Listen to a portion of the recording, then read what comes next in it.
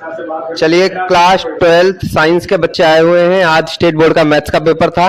जानते हैं मैथ्स का पेपर कैसा था, कैसा रहा और क्या डिफिकल्टी लेवल रहा मैथ्स के पेपर में। स्टार्ट करते हैं हेत से। हेत, आज के पेपर के बारे में क्या है, डिफिकल्टी लेवल क्या रहा? डिफिकल्ट तो नहीं था, लेंदी था। लेंदी था। क्या पूरे कंप्लीट पेपर अटेम्प्ट कर लिया आपने? हाँ, कंप्लीट पेपर अटेम्प्ट हो गया है। क्या एक्सपेक्टेड मार्क्स हैं आपके? 85। 85 मार्क्स आ जाएंगे।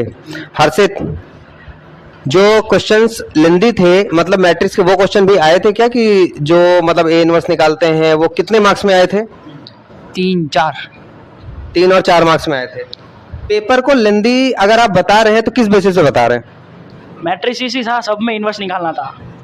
मतलब हर section B, section C, section D, सब में था। हाँ, ओके।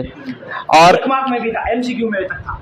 ये इन्वर्स निकालना था 3 का मतलब 3x3 ऑर्डर की मैट्रिक्स देके और ए इनवर्स पूछा है। हाँ। अच्छा, और आप बताइए एक्सपेक्टेड मार्क्स आपके क्या हैं? 75 अब 75 अप। ध्यान रहे, रिकॉर्ड हो रहा है। जो रिजल्ट आने के बाद अगर 75 के नीचे आए। अच्छा, ओके। आपका बताइए क्या फीडबैक है? फीडबैक तो यही है, थोड़ा लेंदी था पेपर। 2 मार्क्स के सवाल छूट गया एक। कंप्लीट पेपर अटेम्प्ट कर लिया आपने? नहीं, 2 मार्क्स का एक सवाल छूट गया। 2 मार्क्स का एक सवाल छूटा है। मतलब कि अगर मैं मानूं तो 98 आ जाने चाहिए। नहीं, 98 नहीं आएंगे। हाँ। कटेंगे थोड़ा एमसीक्यू में और इन सब में। एक्सपेक्टेड मार्क्स क्या है? Expected 70 up. 70 अप। ओके। ओम, तुम्हारा एग्जाम कैसा हुआ? अच्छा, सबसे बड़ी बात कि तुम पेपर हमेशा छोड़ के आते हो। आज का क्या है? सर पेपर तो सही था, बस हाँ लेंदी लगा थोड़ा, और 4 मार्क में एक छूटा है मेरा।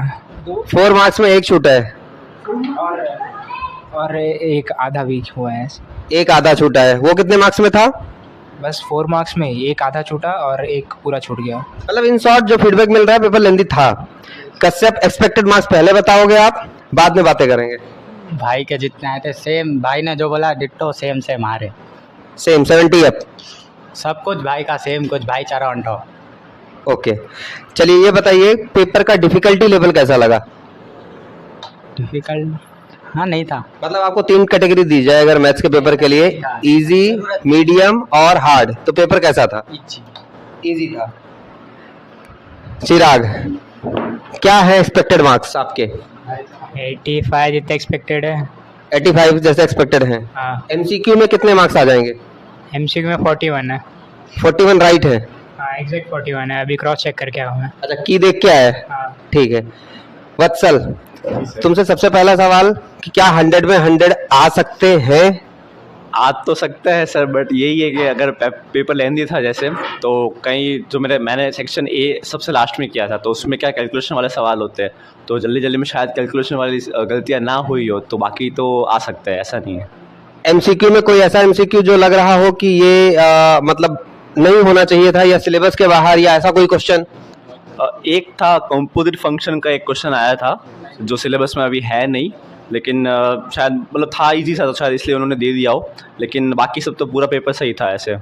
हाँ, एक चीज़ थी, टेक्स्ट बुक के जो डायरेक्ट क्वेश्चन जितने आते हैं ना, वो इस बार थोड़े कम थे, या तो कुछ उन्होंने थोड़े सा चेंज कर दिया था, ऐसा कुछ था। ऐसे एग्जैक्ट क्वेश्चन जो है ना थोड़े कम आए थे।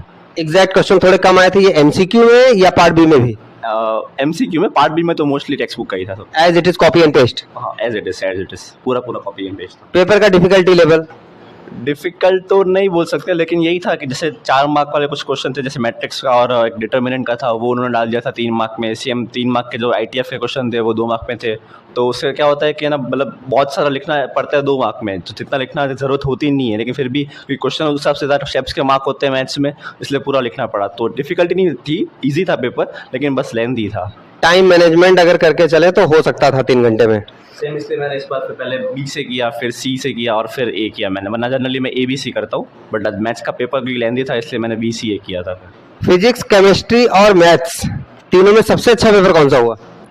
सबसे अच्छा मुझे तो मतलब लग रहा है केमिस्ट्री, क्योंकि जैसे जितना मेरा होता है केमिस्ट्री के, जितने मेरे 90 के ऊपर नहीं जाते मोस्टली, पर लेकिन केमिस्ट्री मेरा इतना अच्छा गया कि 90 के ऊपर भी जाएंगे इस बार तो।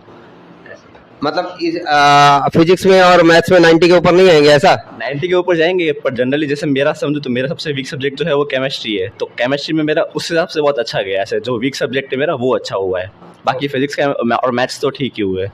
चिराग, आपका केमिस्ट्री का पेपर?